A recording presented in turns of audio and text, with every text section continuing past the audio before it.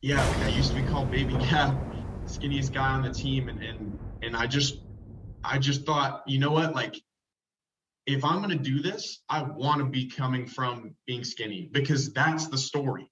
Even now, like when I first got to Eastern Washington, it was rough. I was a good athlete, but I didn't know how to play football, and I just had a lot of tough times. But eventually, I got to the point where I was like, no, no, no, I'm not Cooper Kupp. I'm not Kendrick Bourne. I'm not any of these NFL guys that came through. I'm Nolan Ulm, and this is my story.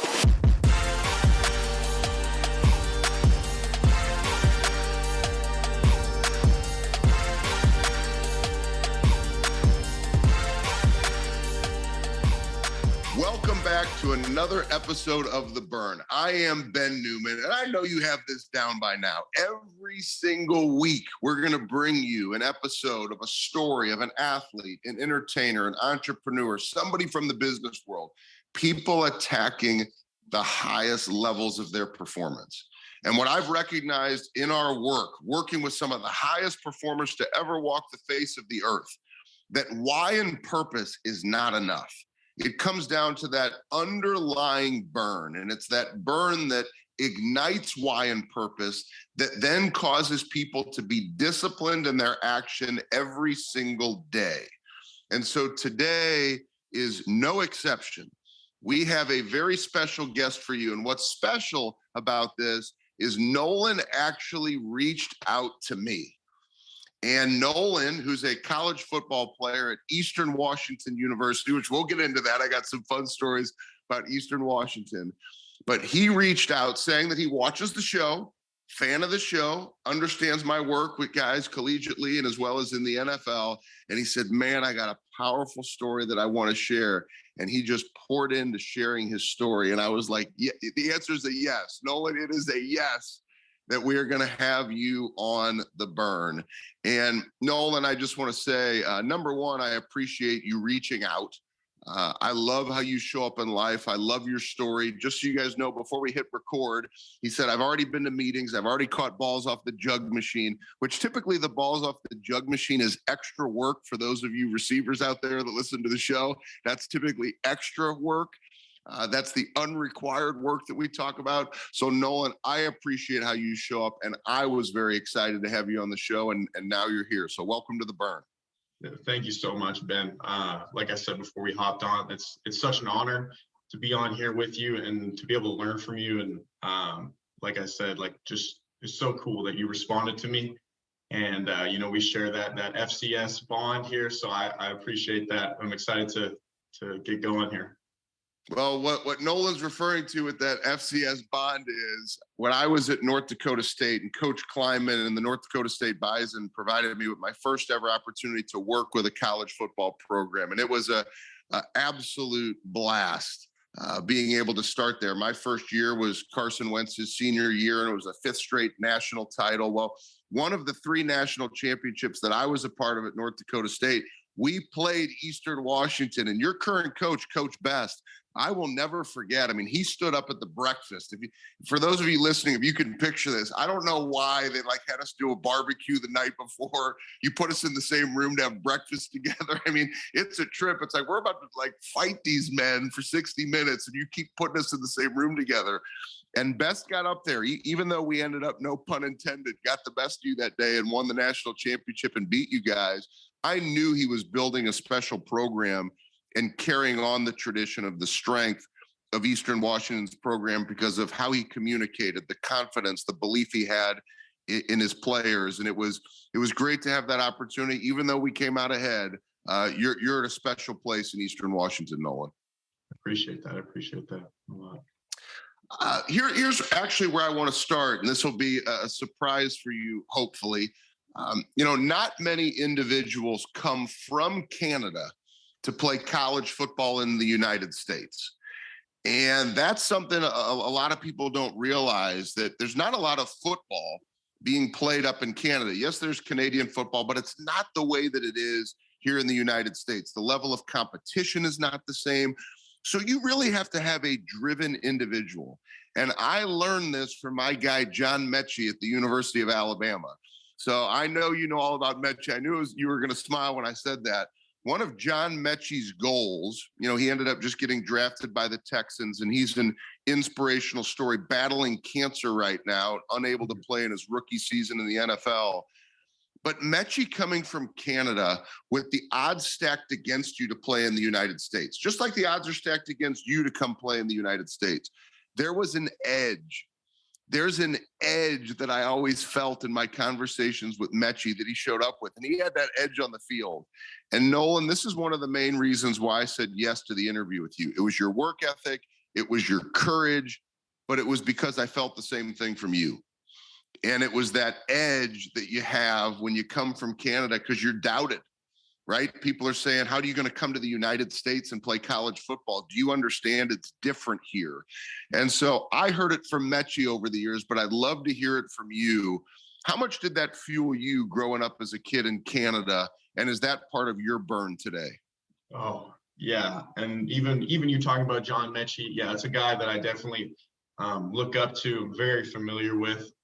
Other guys like Chase Claypool, guys like that have really put on for Canada, inspired me to do the same thing. And man, talk about the edge. I'm gonna tell you a story. So before I came down, I finally got the offer, which was a crazy story getting the offer in the first place. But as soon as I got the offer and I committed to Eastern Washington, I was like, okay, I need to be like prepared more than I could even imagine. Like, these guys are probably grinding. Like, I had this picture in my head of what it was like down here. And so I'm telling you, like, I text you this, like, I'm waking up at 4 a.m. Like, especially during COVID, like, it was kind of out of control. I was working out 5-6 hours a day, studying guys, calling different coaches, trying to somehow get coached. And I got down here and it was like kind of a disappointment. Like, I came in and I was over prepared. Like, people really didn't come with the same mentality that I did. But like John, you said with John Mechie, like, it's such an advantage because I tell guys all the time, you don't know hunger like I know hunger. Like, I got it out of the freaking sewers. Like, it was a pipe dream for me to come down to the States. Like, I was watching all these under the radar videos. I was looking at the top 24/7 guys, but you guys were grown up around them, so you didn't know any better. But for me, it was like this whole distant land, even though I am pretty close. But yes, every single day it's that chip on my shoulder, and not only just with football, but in life. Like, I come from a mother who had me when she was 18. My dad was 16 when I was born, turned 17 a month later. And we had nothing. She was working 3 jobs. We were eating 7-layer dip for dinner and had suitcases for tables.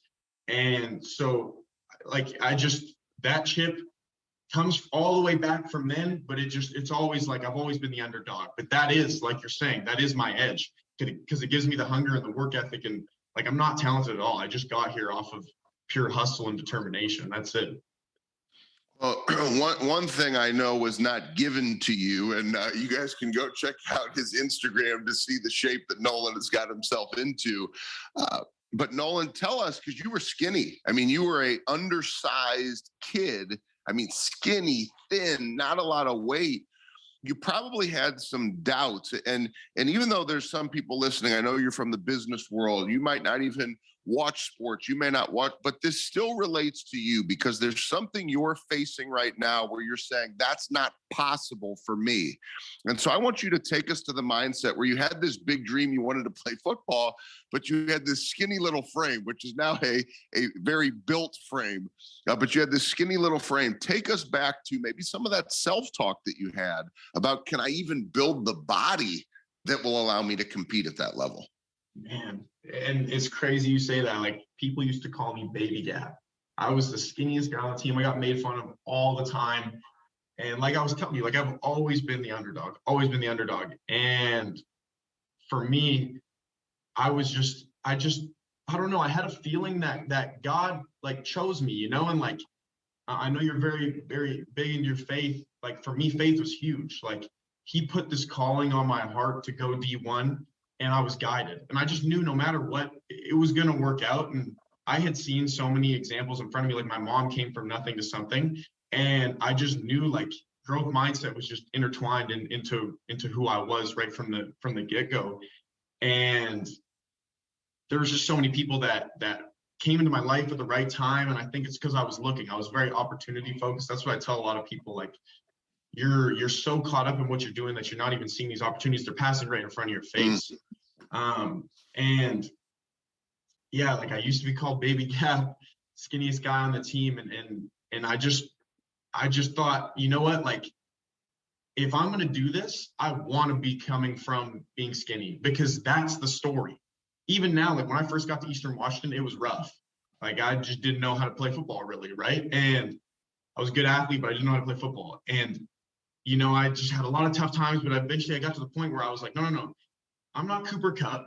I'm not Kendrick Bourne. I'm not any of these NFL guys that came through. I'm Nolan Ulm, and this is my story. And that's what I would say to people listening to this is like, it's your story. And the beauty is in the struggle. Like it's all the stuff that you talk about.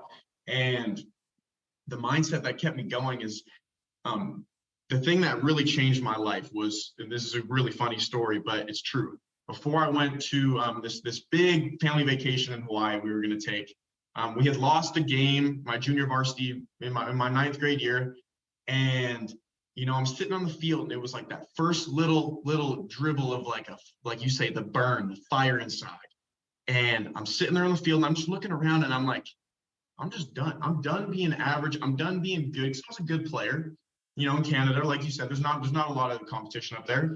But I was like, I'm done being good. I'm trying to be better than that. You know, I want to be great. I want to be extraordinary. And so anyways, I'm in my house one day and I see Rocky 5 on the TV. I'm like, whoa, Rocky 5? I didn't even know there was a Rocky 5. I'm like, that's super cool. And I really thought about it. I'm like, I haven't really watched the movies before. So, you know, I text my grandma or I asked my mom, I say, hey, for my Christmas present, I want the Rocky movies. And if I could, like, I would love to have them for our trip, right? So we get them, we go to Hawaii and I watch Rocky 1. And Ben, it changes my life. Holy smokes. I'm like, that is me. I am Rocky. I came from the struggle. My mom came from the struggle, but we didn't make excuses. And this is like my podcast. We just made it happen. Some people make excuses. Some people make it happen.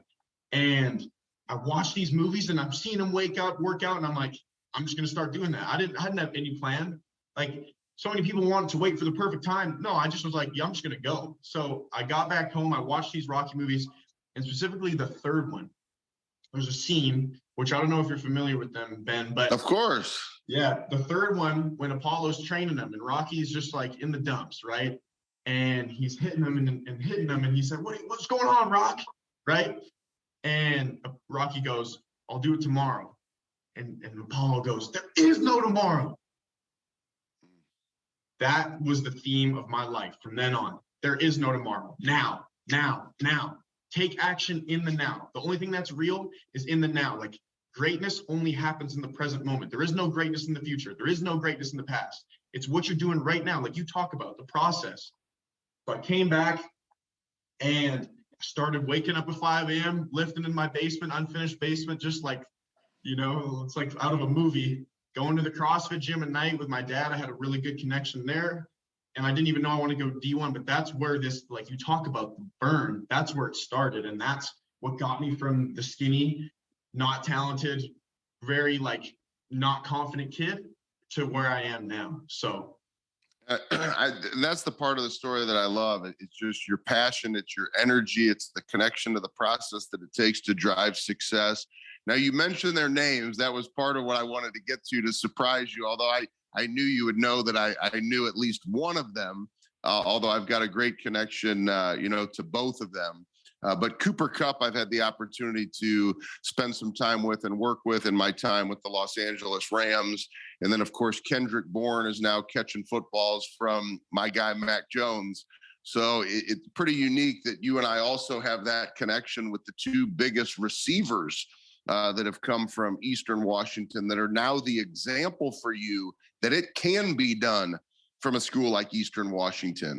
So how much does that example, because I think so many of us in life, we, try to do things on our own and we don't understand the power of coaching or the power of mentors. You being a Division I athlete, you understand coaching, right? You never turn on the game and the football game's played with no coach, right? And coaches, position coaches, strength coaches, mental coaches. But I think a lot of people, they resist that. And so I just want to encourage everybody when you hear Nolan's answer, once again, like understand you don't have to do it alone. You can have coaches in every single aspect that support you and help you. But then there's also those mentors, those individuals who came before you, the John Gordons in my life, the Ed Miletts in my life, those individuals who push you and challenge you to think bigger and to give more. How important, I know you've had great coaches, great influence in your life, but how important has that example been for you of Cooper Kupp and Kendrick Bourne to come from Eastern Washington and to do the things that they're doing at the next level? Kendrick's on his way, younger in the league, but Cooper certainly is doing things that probably similar to you. People at some point in time were saying, how's this kid from Eastern Washington going to go do what he's doing now in the league? Mm-hmm. Oh, well, I'll say it's everything. It's why I came here.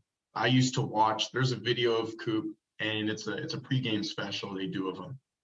And guess what he talks about? He talks about the preparation. And he's such a cool story because same thing. He came into Eastern, but he was skinny when he came into Eastern. So it was like the reverse. Like I needed to learn football. Coop needed to become a better athlete all around, right? So for me, and looking at him, like we're talking about, he came from nothing to something while he was here. And especially Kendrick too. Kendrick developed too. Like that's what this school is built off of. And to have those examples and to give me something to chase, like that's what I want to be. That's why I'm doing this. I want to put on for Canada, and I want to show people that, listen, it's okay. You don't have to go to a prep school. And if a prep school is your way, it's your way. But I didn't want to go to a prep school because I wanted to make it from where I was from. And I want to do a lot of great things in the community of Kelowna. That's where I'm originally from. And I want to put Kelowna on the map. Like that's something else. Like when we talk about faith, that's been put on my heart. But just to go back to what you're saying, like those guys, and I actually got in contact with Kendrick finally. And I haven't really reached out to Coop yet, but because he's got a lot going on, but I got in contact with Kendrick, and we're kind of starting to reconnect that bridge between us and make dub RU still. And we had a couple guys that had league shots last year. We got another one that's going to be a really good guy this year, but just trying to keep that tradition going. And that's the biggest thing that excites me about Eastern Washington is you get to be a part of something special, and specifically the receiver room. Like you see why it's so successful. Just like you work with Alabama, it's the standard that we hold ourselves to. That's all it is. We take ownership. We do those little things that other position groups and other teams don't. And that's what separates us. But even when I talk about my story, when I came back from watching those Rocky movies, what was the first thing I did? Well, I looked for someone to coach me because I didn't know what to do. We are who we are because of other people. And I understood that very, very early. And I also understood the Bruce Lee kind of aspect of things is that when the student is ready, the teacher will appear. And I really believed in that. And like I said, the people just came into my life at the right time because I was so open. And I was like, I knew that I was going to have to I was always just going to have to be humble and learn from people. Because like you're saying, like coaching for me is everything. And even now, like people see me, I got my headphones on, I got them right here. I wear these 24/7, Ben. I'm listening to podcasts on times 3. I'm listening to audiobooks on times 3. It's a skill that I've acquired, but I'm just always feeding my mind. What more can I learn? What more, and how can I apply it, right? Because I talked about it in that, like the now is all that matters, and taking action is all that really matters. So those examples though from those guys is huge. And even in high school, I had this guy named Taylor Loeffler, and I would walk past the trophy case every single day. His name was in there, Taylor Loeffler, Boise State. He was the only guy to ever go D1 from my town other than me. And every single day, Ben, I would walk past that trophy case and I would go, I'm going to be in there one day. Every single day. And there was times where I was like, I did not think it was going to happen. I had, like we all do, right? But I just came back to my process. Like you talk about, like I talk about, it's all about the process. And eventually, there was like right before I left, and my coach called me and said, come in, I want you to sign a jersey. I'm like, okay, I signed the jersey, and he puts it in the trophy case right in front of me. And that just gives me chills to this day, because it's like I did it. And I'm so proud, not about myself, but I'm proud that I'm giving another kid the opportunity to walk past there and say, Nolan Ulm, I'm going to be right in there with you. Or I'm going to erase your name. Like, I can't wait to hear about the next just starving, hungry kid that has that burn that you talk about out of my school. And that's why I do all this. I don't care about being remembered. I just want to create recessional effects, Ben. And when I say a recessional effect, that's when you drop a stone into water and it creates the ripple. I'm obsessed with recessional effects. So Yeah, sorry, I kind of went off a little bit there, but No, yeah, the example from those guys is huge. I love it. And I actually want to end there because I want people to remember that about you, your energy right there, because it makes me think of the word legacy. And I know that that's a big word, but that's what you're doing. You going into that trophy case is going to allow your legacy to continue. When you do make it to the NFL, Kelowna, British Columbia will be put on the map at a much higher level. And so for you, I just want to say thank you. So everybody, Nolan Ulm, wide receiver, Eastern Washington. In the near future will be Nolan Ulm, wide receiver in the NFL, team to be determined. But thank you for your courage. Thank you for your example. Even the things that you're doing off the field, your touchdowns for charity, making it bigger than just wins and losses, bigger than the game. I think it's unique to see somebody at your age show up the way that you do, face the odds and the adversity that you face, and continue to attack. So I hope people are intrigued by your story. So the next Kendrick Bourne, the next Cooper Kupp coming out of Eastern Washington. Nolan, let everybody know how they can stay in contact with you. Yeah, so just Nolan Ulm on Instagram, Ulm Nolan on Twitter and TikTok if you're on those. I'm starting to do a little bit of YouTube there. It's Nolan Ulm as well. And then my podcast, that's kind of my big thing. And it's called the Make It Happen podcast. It's available Apple Podcasts, Spotify, Google Podcasts, wherever you listen to your podcasts at. But it's all the sort of stuff that I talked about today. And I bring on guests just like you do, Ben, that are making it happen. And that's kind of our theme of that one. So.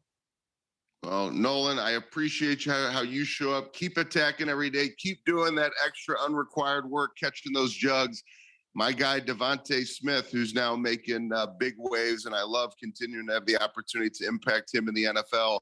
He used to catch 100 jugs every single day, every single year that he was at Alabama. He never missed a day of doing the 100 jugs. So when you said that, it made me think of Smitty, and I appreciate the work that you're putting in. I appreciate the example that you're setting and the example you provide for all of us to show up when the odds are stacked against you. To each and every single one of you listening, thank you. Thank you for joining us week in and week out on The Burn. Thank you for choosing to stay connected to your burn.